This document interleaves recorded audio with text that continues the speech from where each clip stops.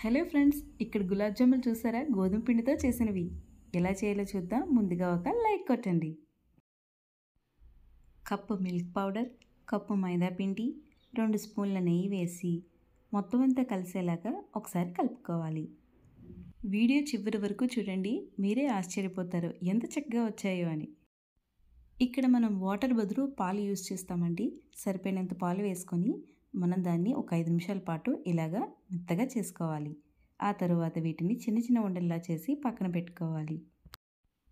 పాకం కోసం 1 cup sugar అలాగే 1/2 కప్ వాటర్ వేసి షుగర్ మరిగిన తర్వాత ఇలాచీ వేసి కలుపుకొని స్టవ్ ఆఫ్ చేసి పక్కన పెట్టుకోండి.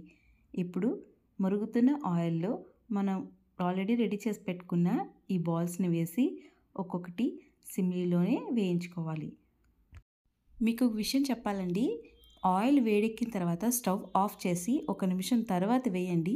అప్పుడే అవి వేగుతాయి, లేదంటే మాడిపోతాయండి. చూడండి ఎంత చక్కటి గోల్డెన్ బ్రౌన్ కలర్ వచ్చిందో. మనం సిమ్లీలో ఒక 2 నిమిషాల తర్వాత ఆన్ చేసుకొని వేయించుకున్నాం కదా, అందుకే ఇంత మంచి కలర్ వచ్చింది.